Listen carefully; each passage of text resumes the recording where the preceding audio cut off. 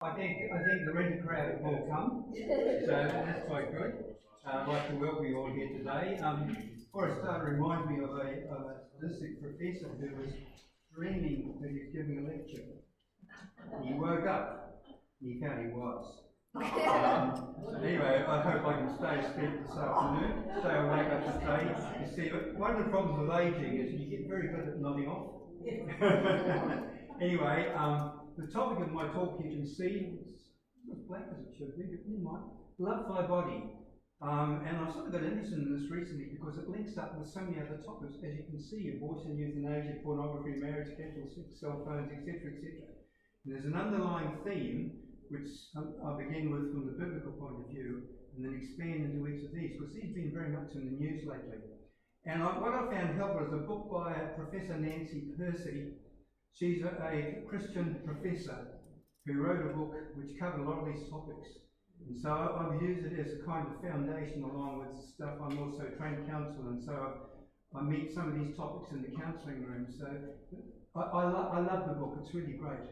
So that's where I'm starting, and we begin with the first one. Well, I guess I should say something an introduction first. That helps. I'll take my glasses off because I can actually read better without them. You know, today there's a secular morality driven by a particular ideology. It's supposed to tell us what is okay and what is not okay. And if we disagree with it, we're targeted as second-class citizens. We're bigoted, hostile and harmful to society. We don't belong to a particular in-group.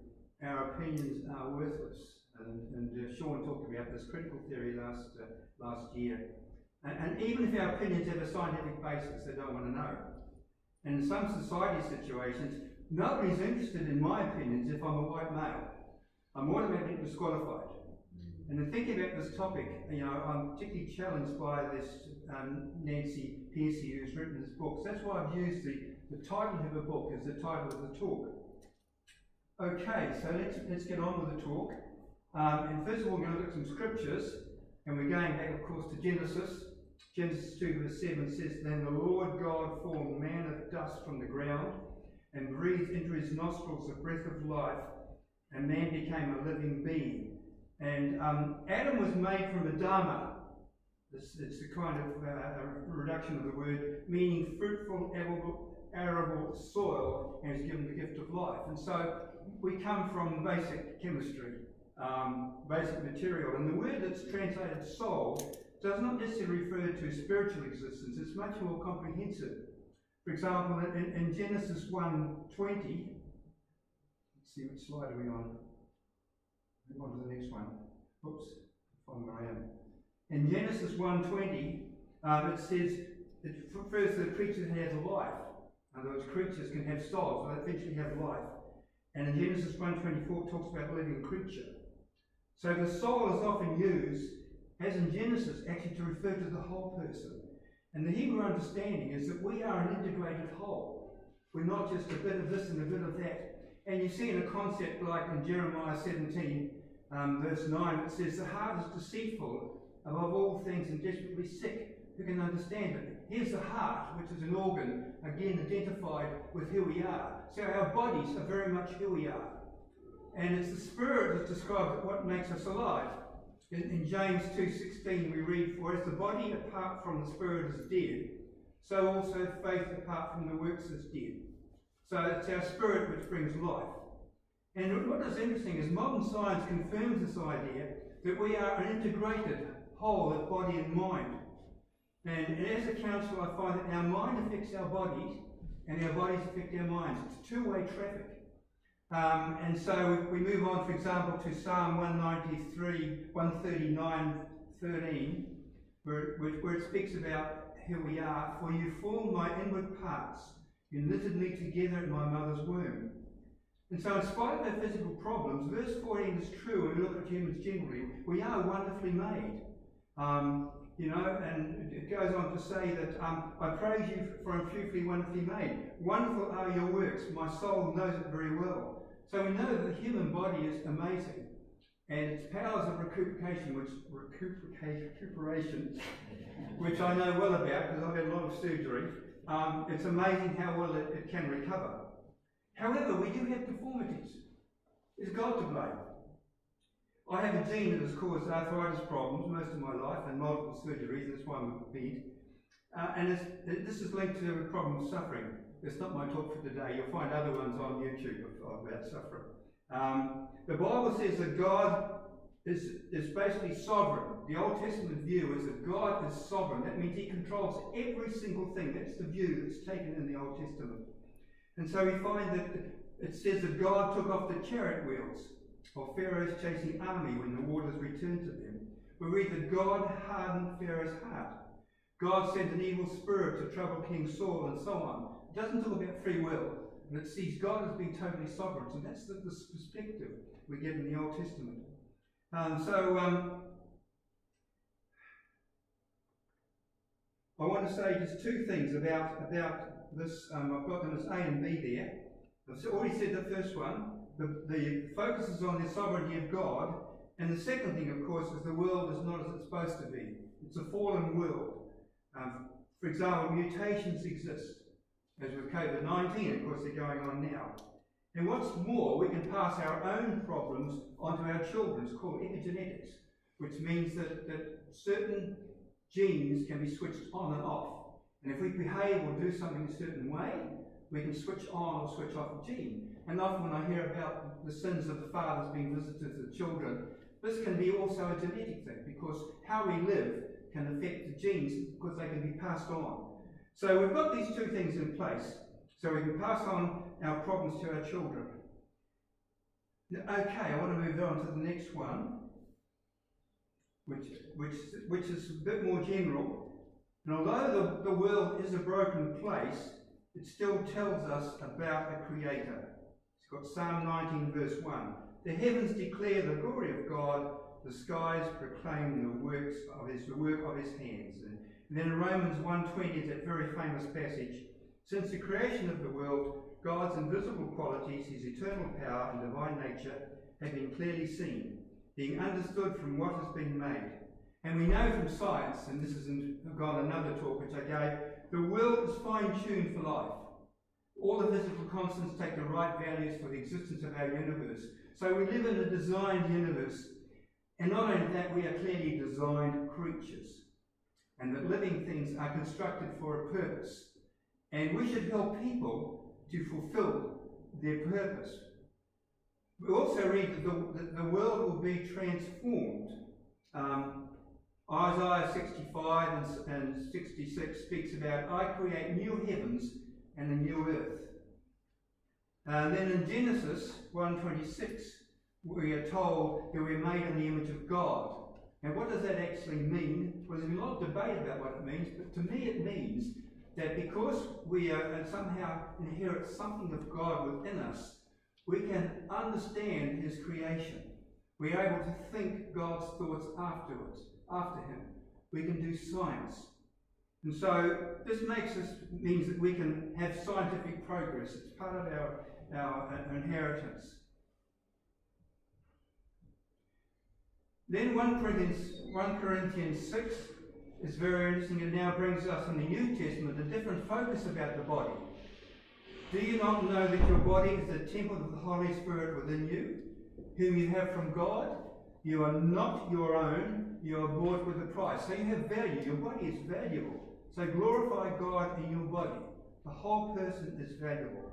And then in Romans 6:12 verse 1, I appeal to you therefore, brothers, by the mercies of God, to present your bodies as a living sacrifice, holy and acceptable to God, which is your spiritual worship. Notice it says, present your bodies as a living sacrifice. That's not your bodies, it's the whole person. The whole person. So what I'm trying to say here is that the mind and the body are one, and they're linked together, and they're important together. All right, so we move on from there. The thing is that although we live in a material world and it's fallen, God is not going to scrap the idea of a material world. He's not going to produce another one. He's going to transform the present one. And although at death we have a split between body and soul, if you like, the body and the spirit, it's not God's original intent. As we are to have a resurrection body.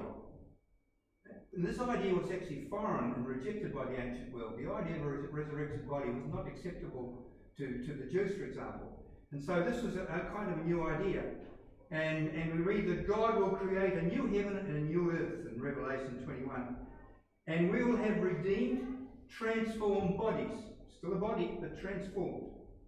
Philippians 3:21, who will transform our lowly body to be like his glorious body, by the power that enables him even to subject all things to himself. And then in 1 Corinthians 15:52 it says, for the trumpet will sound and the dead will be raised imperishable, and this mortal nature will put on immortality. So what we hear is that the body still valuable is going to be transformed in some way. We don't know how, but certainly I'd be very happy to do a swap at the moment, thank you. And because we have other imagery as well, and of course what we have to realise is a lot of the ideas that are put in the New Testament are often metaphorical or image. For example, in 1 Thessalonians 5:23 it says, now may the God of peace himself sanctify you completely, and may your whole spirit and soul and body be kept blameless at the coming of the Lord Jesus Christ. Here we have 3 divisions instead of 2, we have 3. And it's a bit like the Trinity, each one has a different role to play. And the Spirit connects us with God, enables us to worship God and to have fellowship with God, and the soul is the seat of our emotions and makes us conscious of our being. But it's the body that connects us to our environment. However, today there is a view that I'm not my body. It's not the source of my authentic self. And we can be estranged from our bodies, and we find this with addiction, which I've met in the counselling room. We are not who we want to be. We are trapped. And we've lost this positive view of the body, even among some Christians. In the past, used to be the idea that holiness can be achieved by beating up the body through deprivation, flagellation, all sorts of things. And Paul actually rejects that. And there's a view also that we're just a collection of molecules. I've got a talk on YouTube which says, oh, we're made of molecules. Well, in a sense we are. But materialism today means there's no purpose and nothing exists beyond the material world. The body does not matter. And I'm going to explain how this goes. But here's the definition of a human being. A bipedal, featherless, tool-making, naked, ape-like, carnivorous gene machine equipped with a language programmed computer. And I feel like that sometimes in the morning. In one sense, it's a valid description, but how complete is it? And such a definition reflects a tendency for scientists to describe humans as nothing but. We live in a nothing but world. It's nothing but this, it's nothing but that. But the Bible gives dignity and value to the material world. And we're told to look after it. And one of the talks I gave ages ago was about how God cares about his world and how important it is we look after it properly. Anyway, we've got these principles about how important the body is. We're now going to look at some current issues. And this is where it gets interesting. Abortion. And the first question that's asked is, when does a fetus become a person? When does it change from being a blob of tissue to something valuable? To a woman who wants a child, a fetus is a person with potential to become a rational human being. And when you destroy the fetus, you destroy the potentiality. But to a woman who doesn't want the fetus, it's just a collection of cells that can be discarded. The fetus is regarded as a parasite. Also, there is a belief that a woman is entitled to do what she likes with her body, and the unborn has no rights. Though actually there is often a psychological fallout with abortion, and some people don't realise how serious it can be because a bond is broken, and that bond can have very serious effects. Because during pregnancy, the mother's body produces oxytocin, which is a sort of a bonding hormone. Then what about the men? Also, men have no say. Anyway, we'll move on. The idea is that there is a split between the idea of being biologically human as a fact, but not a person. And that's a sort of ethical concept. We separate the body from the person. And so it's objective, and it varies from person to person. One way that people get around this is to say that fetus is human, but not a person. Human, not a person, and therefore disposable. However, this changes when the fetus becomes a person at some age, whenever that is. And the bioethicists debate when this happens. There's total disagreement about this, about the time when you become a person. Perhaps you come across when you do maths, I don't know. We now have a category of non-persons. And there's a kind of personhood theory. And this personhood theory about this has no scientific support. And there's no definite answer to who qualifies as a person anymore. For example, some animals could be regarded more important than an embryo. The way some people talk, you think that's the way it is. In ancient Greece and Rome, children were considered non-persons and treated very badly. And yet Jesus loved little children. And at the present, it's the government who decides who shall live and who shall die by the abortion laws. And killing of the Jews actually started with the killing of the handicapped.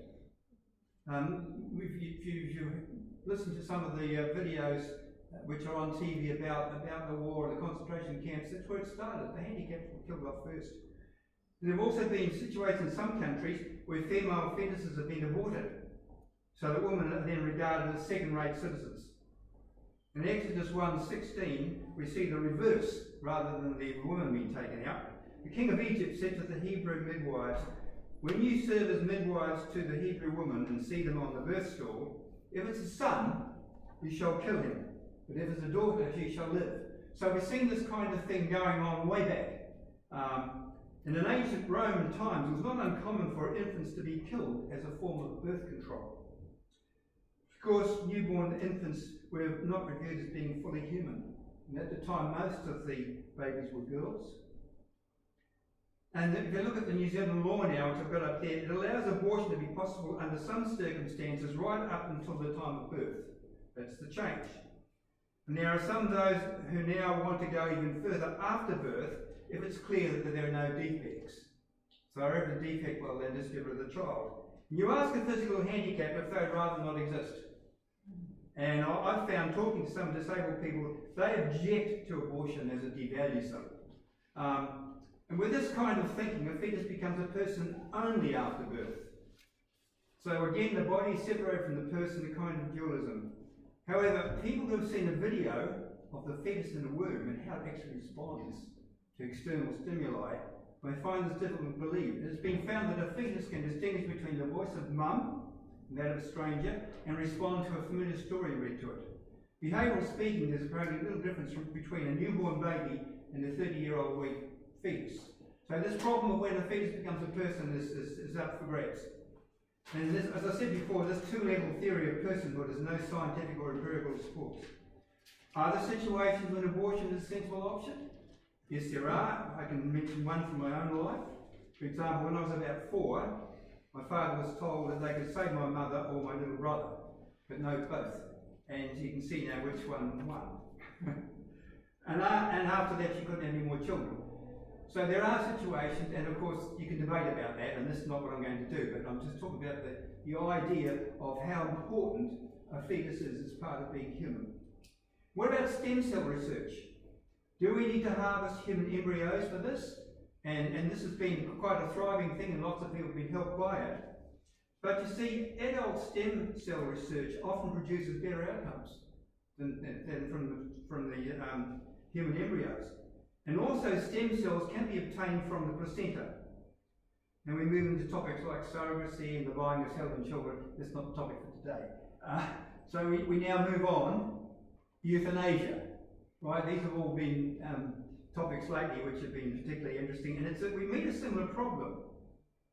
If a human being is in cognitive decline or mentally disabled or even in a vegetative state, are they a person? What level of cognitive function is needed for a human to be a person? It's the same problems with abortion, but at the other end of life. You can end up as a provider of spare parts, if they're any good. You can have mine any time. However, none of us want other people to suffer unnecessarily, and of course that's natural. We don't want other people to go through suffering at the end of their lives. And euthanasia is now with us this day, and it has some safeguards, but we need to treat warily as it's open to abuse. Overseas literature, which I've been asked to comment on time after time as a retired statistics professor, indicates that some people have been killed for depression, when depression can be managed. There's also a possibility of extending euthanasia to younger people. It's a slippery slope, and a lot of these things, you open the door and it gets pushed over wider and wider and wider. About 10% of the elderly suffer elder abuse. And some people we're told that they only have a certain length of life. You know, you only live 6 months. It turns out they survive and they live another 10 years. Again, it's a very murky topic, but it points to the fact that we are the meaning who people are. And what starts out as voluntary euthanasia may not remain voluntary. It seems that with all kinds of legislation, I say once you open the door slightly, it gets put wide open. For example, in Colorado now, they're the ones that sort of introduced marijuana. Now it's open slather on all drugs. Okay, you can virtually you can have anything. If you use an illegal drug, you pay $100 fine, right? But if you're a dealer, you're in trouble. That's the only restriction. But see, that's the idea. The door opened in Colorado, and now it's open wider. And with regard to euthanasia, I believe strongly we need to have more focus on developing good pain medication, rather than just encouraging people to kill themselves. Depending on your genes, some medications work better than others. And anybody who's done any nursing or anything like that will find that some people will have one painkiller and that works for them and doesn't work for somebody else. I've had both hips and knees replaced. I've been down that road, and at one stage I remember bleeding into my knee and I had terrible pain, and I found I kept having to update the dosage because I'm very resistant to pain medication. So it is a personal thing, but we can match it to the genetic framework of a person. There are we need more research on this. The other thing too is that there's also the cost of drugs is so prohibitive. You know, we're seeing lately the debate going on with Pharmac, and should we put money into this, money into that. The cost is seen as more important than the length of life. There's a monetary value on life. Then of course there's evolution. Only the fittest survive. Now if you're an evolutionist, you say, well look, you know, why should we have a hospice? If you're going to die, you're going to die, you know. I mean, that's evolution. You know, why care for people who are dying? And what happens is that we can take away a moral basis for universal human rights. So anyway, and that's another aspect is evolution. And we find a lot of people, I found being in the scientific media, where people trying to turn everything to an evolutionary explanation. They'll somehow find a way of saying, well, the reason why this happens is because this is what's happening. You can't prove it scientifically. It's a good idea, though, you know. Casual sex. Okay, we're getting interesting now. Because the mind is not the body, the aim is to stimulate the body through sex, but be emotionally detached, so as not to get emotionally involved. Okay? And I think women are particularly hurt by this, as they are more likely to become emotionally involved. They can teach at school how to protect yourself from sexually transmitted disease and safe sex, but how do you protect the heart? And then there's a fallout from this. Sex is separated from love. The message is, I'm not my body and it's not the real me. My mind is separate from my body, and casual sex takes away the ability to form close relationships. Just casual hookups.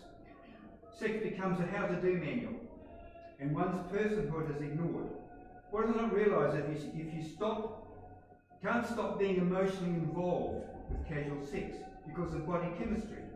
There are chemicals that create bonding, they're released. There's oxytocin for women and vasopressin for men. You get prematurely attached.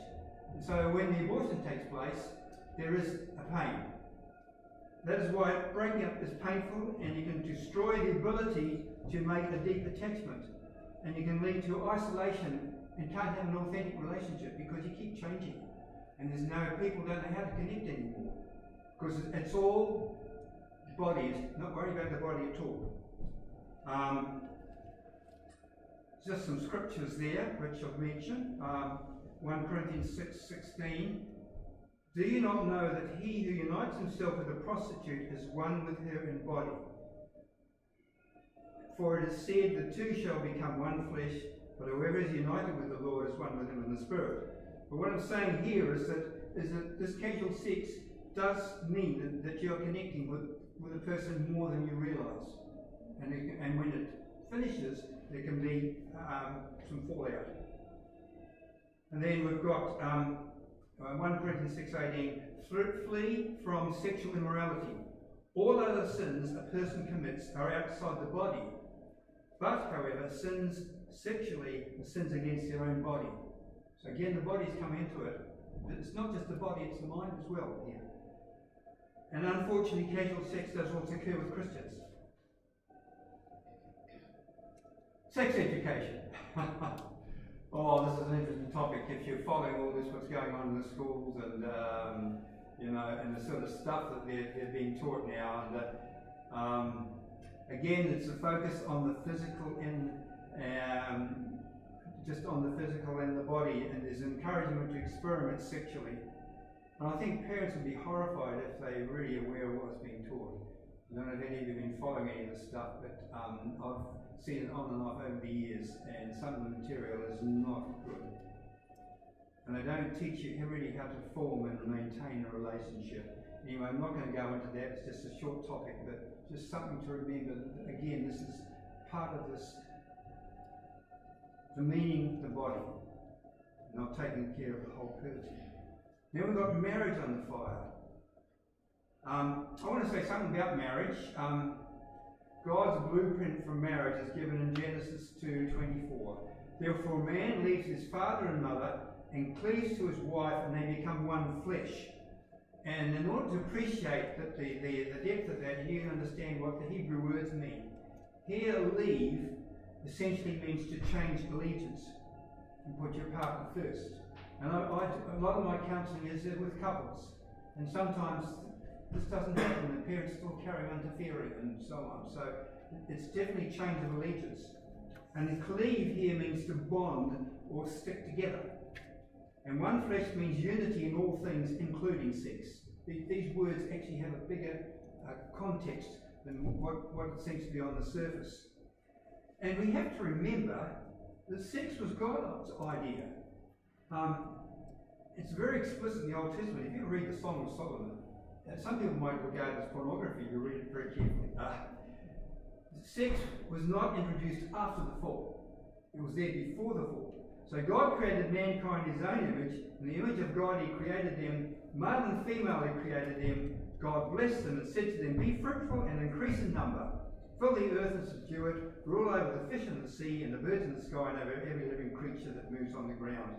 And what is interesting, when the Bible is talking, or even when God talks about sexual relationships, the word know is used, to know a person. The word used is yada. And for the first use of this, we have Adam knew his wife Eve, and she conceived and bore Cain. Yada means to know by experience. And God through Hosea said, I will betroth you to me forever. Yes, I will betroth you to me in righteousness and justice, in loving kindness and mercy. I will betroth you to me in faithfulness, and you shall know the Lord. So even right here, in quite explicit language about God, the word know is being used. So this is much broader context than we imagine. And the interesting thing is that some people think that somehow or other Christianity is throws cold water on sex. Christianity is not anti-sex, but pro-body. And that's the big difference. I find that marriage is being eroded on three fronts. The first one is many people live together without marriage. Okay, try before you buy. How well does it work? Well, if you've got this study literature there, but we find that couple cohabitation, that's living with somebody else, and serial cohabitation, where you carry on living with other people, is strongly on the increase. And what's its results? Doesn't work very well. It's strongly associated with economic disadvantage among unmarried couples, lower odds of marriage, and increased odds of poor marital outcomes. Cohabiting parents are much more likely than married parents to break up, resulting in increasing odds of family instability for children. Because after 3 years, the property sharing laws kick in, and these tend to encourage breakups. You don't want to go for 3 years because you may lose half your money. So let's break up now while we can, just in case, But of course, there can be premarital contracts to avoid later squabbles, but I don't know how well they work. I've never experienced one of those. What about the children? Well, children of unmarried or divorced parents are far more likely to suffer emotional, behavioural, health and other problems. And of course, lack of marriage has led to abandonment of children, spouses walking off. How often do you see solo mums on TV and ask yourself, where's the father? How often do you see that? You see if somebody's saying, I've got 5 kids, no men anywhere. And this is what happens. The father's disappeared, there's no constraint on having to pay care for the children, anything like that, they just take off, then what happens then with the children? And so we conclude that cohabitation does not offer the same measurable benefits as marriage. That's the first one. The first point here is try before you buy, okay? Does it work? Secondly, marriage has become a social contract, not a covenant with moral principles. Marriage is being abolished as a past institution. I mean, in the States, they try to remove the words male and female. And, for example, one change in legislation is to replace the word sex by gender. So, therefore, you could have anybody flatting in a university hospital if they decided they were going to be male or female. So, you combine people according to gender, not to sex. So what's happening is marriage is being abolished as a past institution, and terms of husband and wife are being replaced. And with same-sex marriage, this means that state has accepted a contractual view of marriage, and by default, a contractual view of family formation and parenthood. And what this means is provides a low view of biological bonds, denigration of biological bonds. So, as I say, the tendency to redefine, the marriage became a social contract, and the lower view of the body leads to a denigration of biological bonds. My third point is there's a tendency to redefine all relationships and not just marriage as contracts. In other words, it's not a question of something biblical or something extra, it's just a contract. This is, as I said, particularly true with same-sex unions. And from a Christian point of view, it was God who established marriage, family, church, and state, and who defined their essential nature. And all these things are really intrinsic to who we are. It's part of our DNA. However, today, many leading thinkers want to define all relationships as contracts, as there are no natural obligations. Because there's nothing natural, so if we can define it, we can change the definition. We invented these relationships and obligations, so we can change them. We don't have moral obligations, only what suits us. This attitude is supposed to free us from the oppression of convention. However, we're not autonomous. We're social creatures, whether we like it or not. And biological ties do limit our freedom, but we're not really free individuals because we're not meant to be. We need to interact with each other. A relationship is more than just two people together. And then finally, God's view of the relationship is summed up in the family. First of all, we have the words, honour your father and mother. Then we're told we are the children of God. You see, the family idea is working through all these ideas. Christians are brothers and sisters. In other words, the concept of family is much bigger. It's a good metaphor for how we should live. So the family is important. And Jesus said, whoever does the will of my Father in heaven is my brother and sister and mother. So this high positive view of the family is a blueprint to extend into other relationships. So the family idea is actually central from which we can build our other relationships. Pornography. As a counsellor, I've met some of this. In Galatians 5:21, Paul says Christians should not engage in porneia. That's the Greek word, and it's the root word of pornography. And the word actually means to buy, and it refers to prostitution. In ancient Rome and Greece, a prostitute was normally a slave and treated as a thing. In our times, pornography is actually a major problem. It is a major problem right now. And although it's mostly men who watch porn, some women do as well, and increasingly so with internet availability. What can we say about pornography? First of all, it's highly addictive, as it floods the brain with dopamine and begins to rewire the brain how it works. And as with other addictions, tolerance builds up, and so the pornography view becomes more and more extreme and can take over a person's life. Secondly, it's the exploitation of sex, and particularly demeaning of women. What happens in pornography is you treat people as things. You forget that they are people and they are persons. And then, thirdly, pornography is again about using the bodies for one's own end, divorcing the body from the mind. And it can lead to aggression and rape. People who watch pornography can end up doing that. And we're hearing a lot about sexual abuse on the media. We've had a lot of it lately, particularly with COVID, where people are brought in together and they don't like each other very much and other things go wrong. And I have to say, this not always helped by what young women choose to wear sometimes. I'm a man, so I know, but it does not excuse what happens, what can happen. But anyway, the key thing is that it's using the body for one's own end. And then finally, not finally, I've got a couple more there. It's selfish and it's self-centered. It centers on the person, and I've been counselling for 18 years now. What it does, it makes a person selfish. They're only interested in me, what do I get out of it, in pornography. And some people would rather do that than actually have a proper relationship with a woman. It's all about me. And it can destroy particularly marriages. Pornography can destroy relationships and marriages. It's totally disrespectful of people, treating them as things. And what is a bit frightening is boys encounter porn early on, about 9 years of age on average, so that by adulthood they've been exposed to quite a lot. And what is the result? The result is, in the end, I can't deal with the real person. I can't deal with the real person. And what's interesting is this quote from Time magazine, which I think sums it up really well, where it says, speaking about males, many of them are simply unable to experience a sexual response with a real live woman. They are only able to respond to pornography. In fact, they prefer pornography. They don't want to go to the trouble of dealing with a real person. So pornography in our society is very, very destructive. Very, very destructive. Okay, cell phones.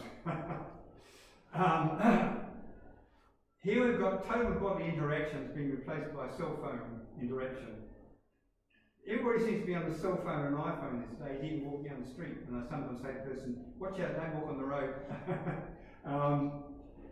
I walk regularly on Milford Beach on my 2 sticks. On one occasion I passed a couple sitting on the sand. They were both on their cell phones. Right? They weren't talking to each other, just on the cell phones. On the way back, they were still on their cell phones. So much for enjoying the beach.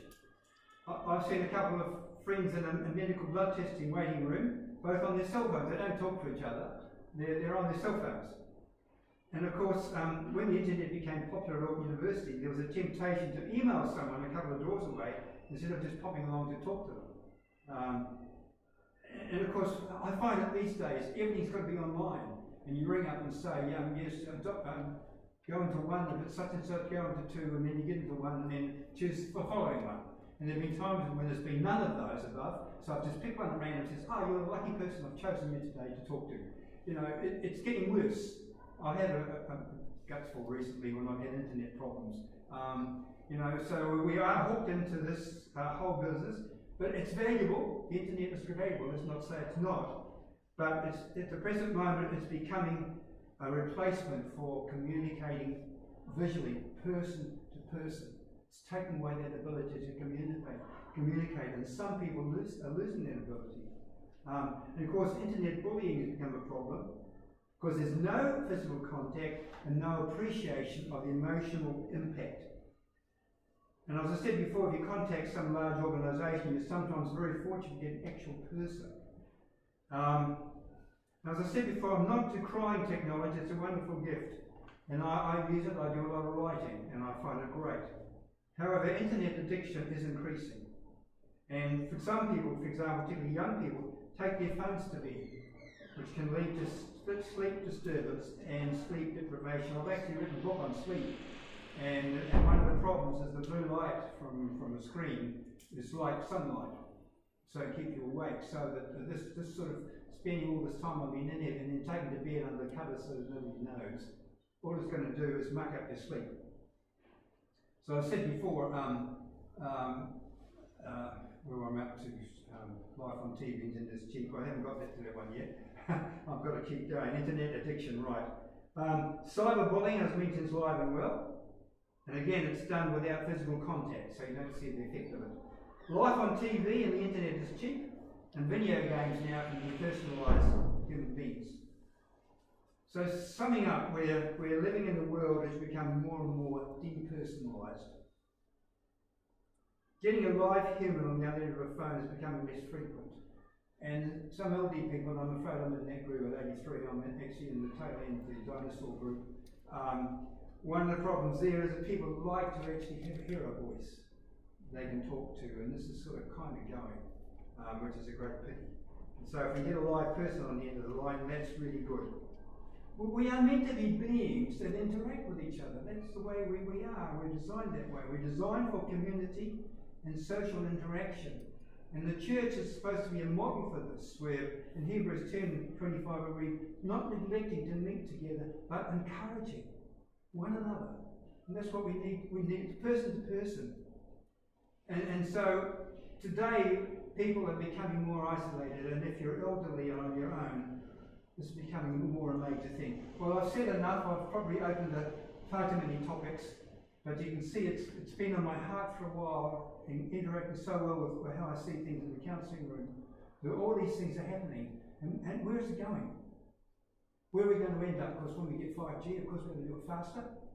And I was reading the other day, there was some of those, they were doing the number of time the young people spent on the internet, or something like 40 hours a week or something. I don't know if anybody saw that program.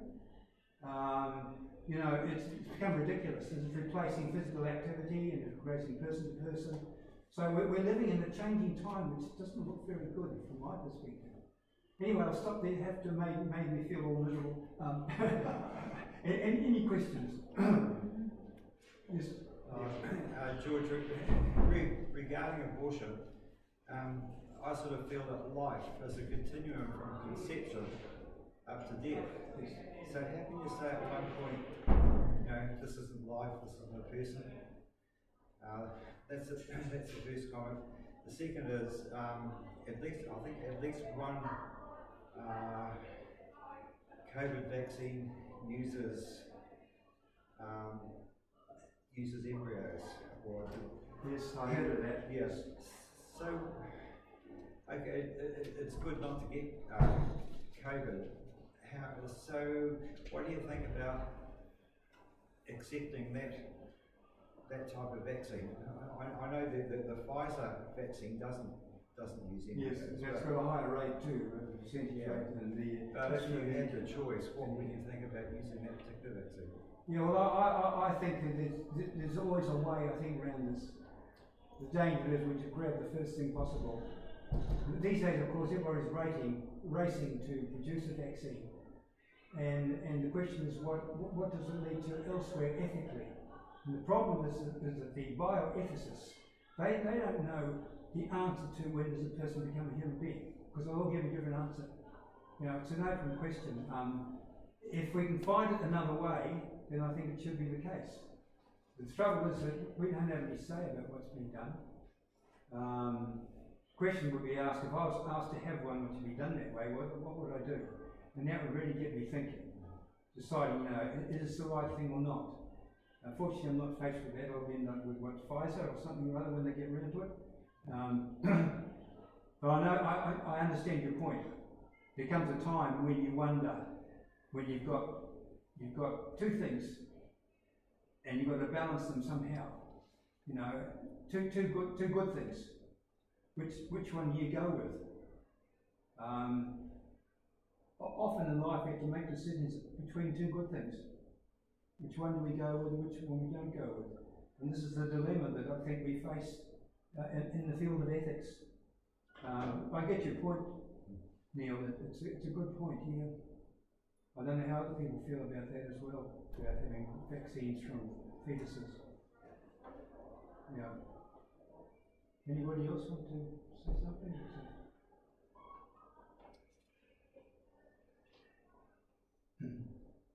Looks like that's about it. I'll chuck one out there because we had a discussion in our place last night and we touched on pornography and things like that as well. Yes. And one of the stats that was chucked out is rapes have gone down in society ever since pornography has become more and more accessible. Have you found that? No, I haven't come across that. Okay. I know it can lead to it. Yes, right. But if it's reducing, then something positive's going on.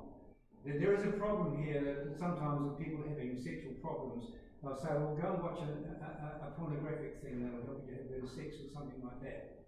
I'm not sure that's the best way to go. But this is the kind of stuff that's sometimes put out there. And the other problem too is seeing as a statistician, how many people is it based on? What sort of survey is it? I get very, very critical when I look at some of these surveys that go out. For example, one on cannabis, Family First, I don't know if you know about them as an organisation, but they did a study, they actually sent it to me to look at, which was looking at the advertisements and when people commented for and against, and what was the proportion on all the media. There was a high proportion were for cannabis. It was biased, totally biased. And this is the problem, that the news can be very much, I mean, some in the States it could be very left-wing or very right-wing, and sometimes this happens. You know, and you don't know who to really believe. What I tend to do is I'll believe when I see the actual research paper and the statistics, then I'll decide. It was like when I looked at what was happening with euthanasia. When I was asked by a good friend of mine, he's a professor of geriatrics, Mr. Rods, I think of it, who's been a foremost person against it. You know, and I saw some studies done, for example, in Belgium and that, where people were being euthanized when really there were other solutions. So there's a balance here. I understand there is a place for it. I don't know where to draw the line. It's not an easy one. But I think we should do more. I mean, they're talking about cannabis, medicinal cannabis, which is basically without the THC, as being helpful for some people. But there hasn't been a decent study on it. We need a good clinical study on the value of cannabis. I'm not against it because we have other drugs which are just as addictive, opiates of various sorts. And this is just another one. But if it's without THC, I think it's called cannaboliol, something like that. And there's possibilities there, so we should study it and do it scientifically. So I'm not against that. And I'm also not really against of decriminalising in some sense. Because people who are hooked on cannabis, they need help. But at present in New Zealand, our mental health system is not good. Pretty hopeless. Anyway, I should shut up. I'm starting to get on the hobby horses and I shouldn't do that. I've got enough of them already. Thank you. Just on general these issues, do you think it's something that we should fight for legal change with, or like work with our communities around moral change fix? Part of the problem is that some things won't happen unless it's legal.